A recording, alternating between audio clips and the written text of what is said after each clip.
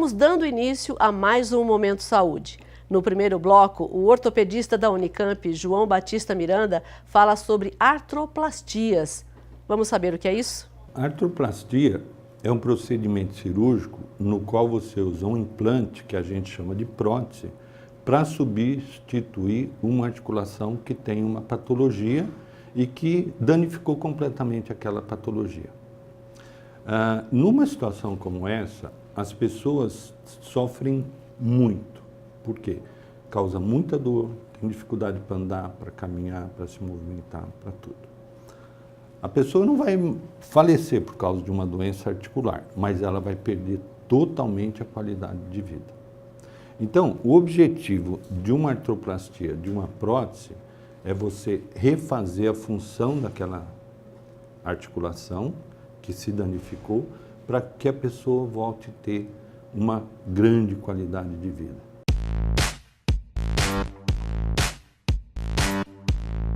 A parte principal da história das artroplastias começou na década de 60 e, sem sombra de dúvida, a pessoa que deu um grande passo para o desenvolvimento da artroplastia foi um inglês e que desenvolveu uma forma de artroplastia para o quadril que, apesar dos problemas que teve no início, e eles foram sendo solucionados aos poucos, e trouxe uma melhoria incrível para a qualidade de vida das pessoas.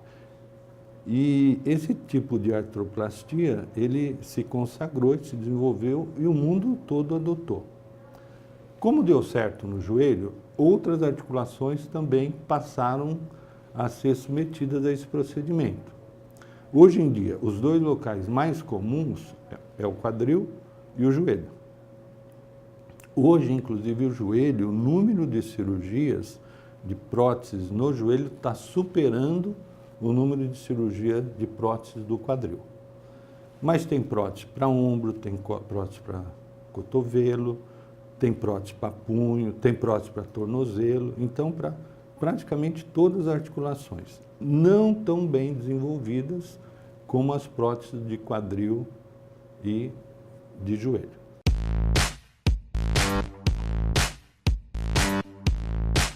Para vocês terem uma ideia, uma prótese de quadril, nos tempos iniciais, ela durava 5, 6, 7, 8 anos. Hoje elas estão durando 20, até mais, dependendo do material, dependendo da qualidade do implante. E então, isso trouxe um benefício extraordinário para as pessoas, né? Então, o avanço das próteses no joelho e no quadril foi fantástico. Existem alguns estudos que mostram, por exemplo, no quadril, que uma pessoa que faz uma prótese no quadril, quando ela é bem sucedida, essa cirurgia, isso ocorre em praticamente 90% das pessoas, desses 90%, 80% depois de um ano esquecem que fizeram a prótese. A vida é tão normal, a vida é tão corriqueira com aquela articulação, que a pessoa esquece e vive normalmente. 10% lembram de vez em quando que fizeram a prótese. E apenas 10% às vezes se queixa de um ou outro fato. Mas, de maneira geral, a gente pode dizer que 95%, 96% das próteses de quadril dão bons resultados. E a pessoa volta a ter uma vida normal. Passa a ser independente e fazer tudo o que ela quer fazer. Andar, caminhar, passear, dirigir. Eu tive várias pacientes que falaram assim, doutor, eu posso viajar depois de fazer prótese? Eu posso dirigir? E volta com uma felicidade imensa porque estão vivendo normal, dirigindo, passeando, indo para todos os lugares possíveis.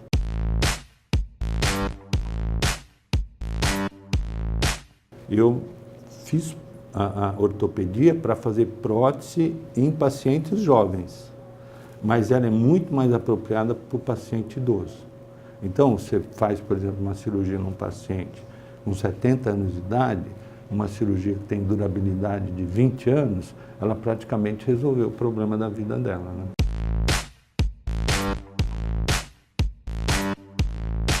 Tem alguns pontos que têm que ser esclarecidos. A prótese tem a parte da articulação propriamente dita, é composto de um tipo de material ou vários tipos de materiais. O corpo da prótese é outro material. Normalmente, o corpo da prótese ela é uma liga metálica. Então, tem uma liga à base de titânio e outra liga à base de um tipo de metal que chama cromo-cobalto, né? Elas têm algumas características que são especiais e que vão ter como objetivo maior como será fixado no organismo. O titânio, ele tem uma característica especial que existe uma integração do titânio com o próprio osso do indivíduo. Então, isso daí, ele é integrado e, vamos dizer assim, ele gruda sem qualquer outro material junto. Quando você usa o cromo-cobalto, você tem que fixar com uma cola especial que a gente chama de cimento ortopédico. É um produto químico como esse que é usado em restaurações, em que ele fixa a prótese no osso. E os resultados, tanto de um quanto de outro, são muito bons. Agora, importante é a superfície articular, o que nós chamamos de componente tribológico. Então, hoje, um dos materiais mais utilizados é a cerâmica. Então, você tem uma cerâmica especial que você faz, ele pode ser parte total ou parte dessa articulação. E um outro componente é um plástico que a gente chama de polietileno, que é um polietileno especial, reforçado e que dá um resultado excelente, muito bom.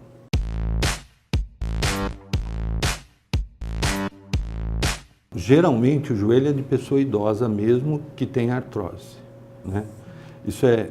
A gente vê, por exemplo, algumas descendências em que a incidência de doença é maior da artrose. Por exemplo, italiano, alemão, o japonês, essas pessoas têm muito mais artrose que outras raças.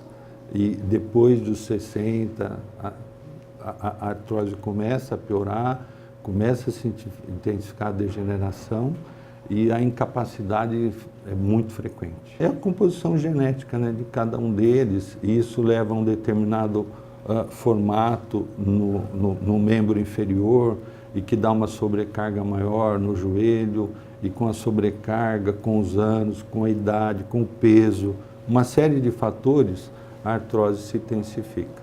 A gente já volta.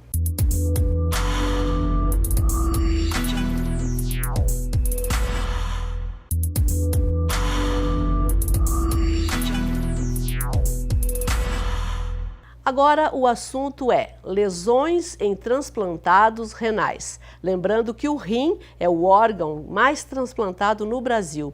E quem vai falar sobre efeitos colaterais do procedimento é a dermatologista Cláudia Issa. É um grande avanço da medicina os transplantes, porque você dá a chance da pessoa voltar a viver uma vida normal com um órgão que ele recebeu.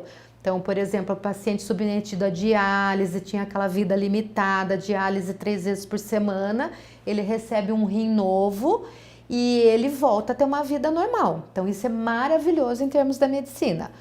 Porém, a gente tem que lembrar que para o paciente segurar aquele rim ele recebeu de doação, ou doador cadáver, ou doador de alguém da família, mas ele não é totalmente compatível com o corpo da pessoa que recebeu.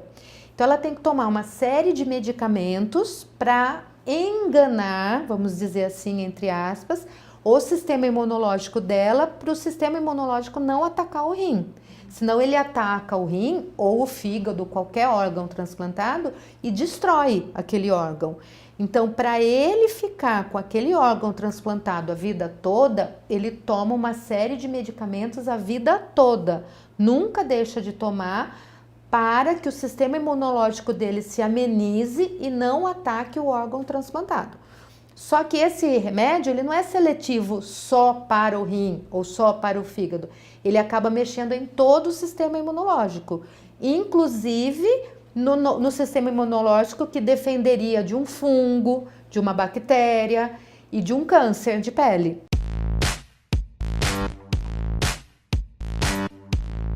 A gente tem vários blocos. No início da vida pós-transplante, nos primeiros anos da vida pós-transplante ou primeiros meses, aquele dano que o sistema imunológico acaba sofrendo para poder suportar o órgão transplantado faz com que aumente a incidência de bichos, bactérias e fungos. Então aumenta muito a incidência de micose de unha, micose de virilha, infecções bacterianas, aumenta bastante a incidência. A gente tem essa tese na Unicamp, que foi feita no meu mestrado, mostrando que a incidência aumenta mais de 30% no início do pós-transplante com coisas infecciosas. Ao longo do tempo pós-transplante, quando já passam de 10 anos pós-transplante, começa a aumentar a incidência de câncer de pele, porque precisa de uma alteração longa do sistema imunológico para daí o corpo acabar permitindo o desenvolvimento de alguns cânceres de pele. Então, a incidência de câncer de pele no paciente transplantado com mais de 10 anos pós-transplante aumenta também em mais de 20 vezes, em torno de 20 vezes mais.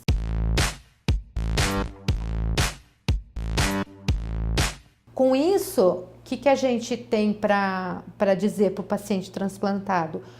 Para ele se cuidar como um todo, não focar nem o profissional que está cuidando dele, nem o paciente focar tão somente no órgão transplantado, mas olhar o paciente como um todo.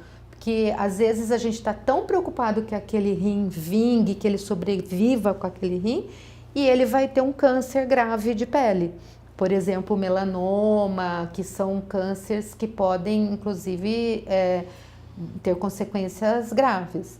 E aí a dica fica, prestar atenção na pele, passar muito protetor solar, o paciente transplantado tem que tomar mais cuidado com o sol, não deve ficar muito exposto, se proteger e visitar regularmente o dermatologista. E lembrar que quanto mais tempo pós-transplante, maior é o risco das doenças dermatológicas nesse paciente.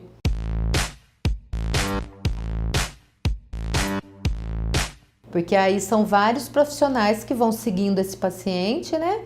E deveria estar sempre incluído o dermatologista. Por exemplo, Campinas, que é um grande centro, todo mundo sabe disso.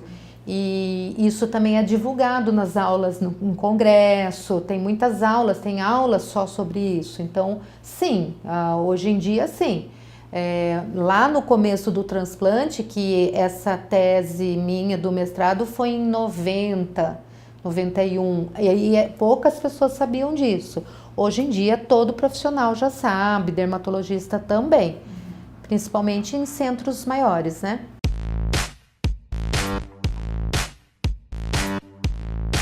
Fora essa questão da imunossupressão, isso que a gente falou até agora chama imunossupressores.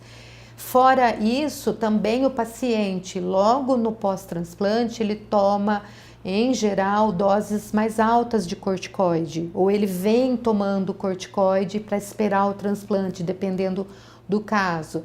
Então, às vezes, ele também tem outras questões de pele que não tem a ver exatamente com câncer de pele ou com fungo, mas estrias, que depende de altas doses de corticoide, um efeito colateral é aparecimento de estrias, pelos, aumento de peso, uma questão da face que a gente chama face escochingoide, que a pessoa que toma muito corticoide fica com o rosto mais inchado, fica uma face de meia-lua, mais inchado, com aumento de pelos, estrias.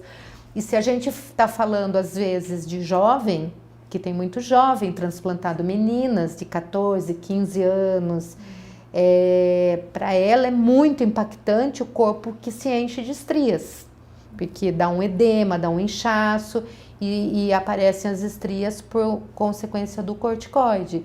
Então, também fica alerta, assim, às vezes também a própria família está tão preocupada com uma situação tão grave que eu já presenciei situações assim, a família toda está tão preocupada com a vida daquela menina que pode perder a vida, né, se o transplante não der certo ou alguma coisa assim.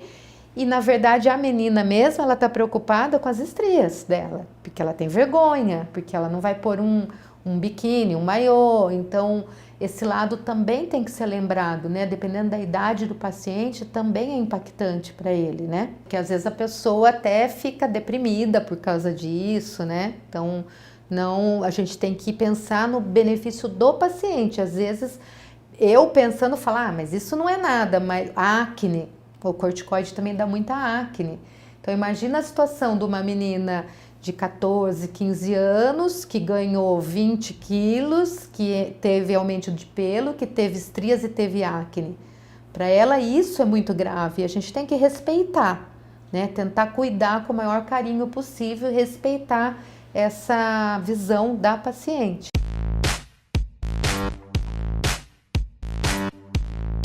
Mas uma coisa muito boa é que os imunossupressores mudaram muito nos últimos anos, então estão muito melhores. Os efeitos colaterais muito menores.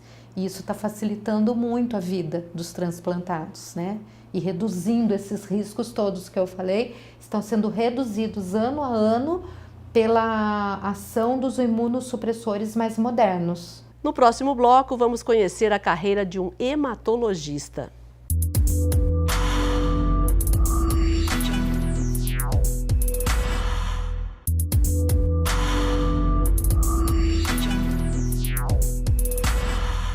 Estamos de volta e nesse bloco do Momento Saúde a gente vai conhecer a carreira do atual secretário de Saúde de Campinas. O hematologista Carmeno de Souza tem em seu vasto currículo a criação da rede de hemocentros do estado de São Paulo. A especialidade em hematologia, ela é, na sua origem, uma especialidade clínica. Ela é uma área do conhecimento médico, não é? E muito tradicional, principalmente na escola europeia. Existem escolas muito tradicionais, como a escola francesa, a escola italiana, e é uma especialidade que vem crescendo muito no mundo, particularmente no século XX. Eu aconselho muitos jovens a lerem um livro que chama O Imperador de Todos os Males, que conta muito a relação da hematologia com o progresso da medicina, principalmente na área do câncer. Então, a hematologia, ela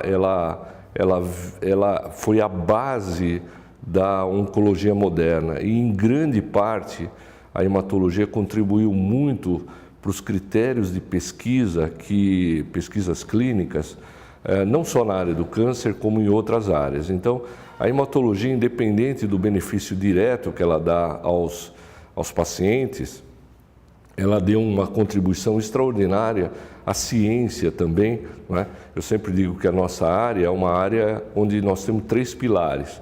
Nós temos um pilar que é arte médica, quer dizer, saber conversar, saber examinar, saber tirar do paciente as informações que a gente precisa, compor tudo isso em síndromes e depois em diagnósticos, etc. Isso é a arte médica. A segunda é o ofício. Eu sempre digo, o cirurgião precisa saber operar, o obstetra precisa saber fazer parto. Então, existem habilidades que se conseguem, principalmente na fase da residência médica. E, por último, a ciência que nos acompanha a vida inteira. Eu digo que ninguém pode parar de estudar na nossa área da saúde. Os conceitos mudam tanto e tão rápido que, se alguém não estudar durante 5 anos, fica completamente fora do circuito. Eu mesmo, com o papel de secretário, eu estudo praticamente todos os dias. É importante estudar para se manter atualizado. E a hematologia, ao longo desse tempo, ela veio adquirindo uma série de outras ações, não só no campo da clínica hematológica, onde congregam todas as anemias. Se a gente fizer um corte hoje na sociedade do mundial, nós vamos ver que 40% da população do mundo tem anemia, tem algum tipo de anemia. E, portanto, é o síndrome mais prevalente no mundo, são as anemias, não é? Depois nós temos todo um grupo de doenças genéticas, todo um grupo de doenças oncohematológicas, não é? A hemostasia e trombose cresceu de maneira dramática. Se a gente pensar que hoje a primeira ou segunda causa de morte no mundo são as doenças tromboembólicas, muitas delas estão relacionadas ao conhecimento da área hematológica. Então, a hematologia participa diretamente da questão das doenças tromboembólicas. E, por último, eu acho que é uma realidade muito brasileira e que nós assumimos na década de 80, no final da década de 80, é a questão das transfusões sanguíneas, não é? Então, a hemoterapia, que é a especialidade que cuida da transfusão sanguínea, ela foi adotada, ela foi assumida pela hematologia clínica num momento em que o país era um pouco órfão em relação a esses especialistas, não é? Então, hoje a hematologia engloba toda uma área clínica, onde você tem anemias, hemoglobinopatias, por exemplo, hemofilias, câncer, transfusão. E também eu não poderia esquecer que os hematologistas assumiram o transplante de medula óssea, né? O transplante de medula óssea, que hoje é uma realidade. O Brasil é um dos maiores protagonistas mundiais no transplante de medula óssea. O estado de São Paulo, sozinho, faz em torno de 1.200, 1.300 transplantes de medula óssea por ano, e a nossa universidade, a Unicamp aqui, ela desde 1993, ela nunca fechou as portas, todos os anos ela faz 45, 50 transplantes de medula óssea, o que é uma contribuição importantíssima à medicina. Então, a hematologia é isso, é uma área clínica, isso eu estou falando da área médica, não é? A hematologia abriu outras perspectivas ainda, principalmente para a área laboratorial. Então, nós incorporamos uma série de profissionais da área de biologia, da área de biomedicina, da área de enfermagem, da área de fisioterapia, odontologia. São pessoas que, nessa visão multiprofissional que hoje a saúde precisa ter, a saúde já não é mais do médico, a saúde é de vários profissionais, a hematologia tem esse caráter de intersetorialidade, de multiprofissionalismo extremamente importante. Eu tive vários alunos não médicos, tive vários alunos enfermeiros, dentistas, biologistas, biomédicos e assim por diante. Por quê? Porque você tem todo um suporte, seja na área, vamos dizer, de rotina, como na área de pesquisa, você tem que ter profissionais trabalhando e desenvolvendo várias áreas. Então, a hematologia ela foi ampliando seu horizonte ao longo do tempo. Ela saiu de uma especialidade muito clínica, não é? Laboratório sempre na questão morfológica originalmente.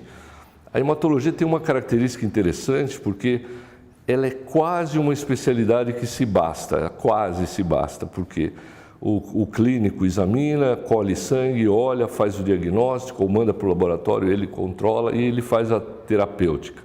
Seja a terapêutica medicamentosa, seja a terapêutica de suporte através das transfusões sanguíneas. Então, ela é uma especialidade muito ampla, não é? Ela é pequena se nós compararmos com cardiologia, pediatria, por exemplo, tocoginecologia, mas ela é muito importante porque ela acaba permeando todas as outras especialidades, seja no campo do diagnóstico, seja no campo da terapêutica de suporte. Por exemplo, não é possível fazer um transplante de fígado sem ter o hematologista do lado, dando suporte e fazendo os ajustes que têm que ser feitos durante o transplante. Então, esse é o espectro da hematologia.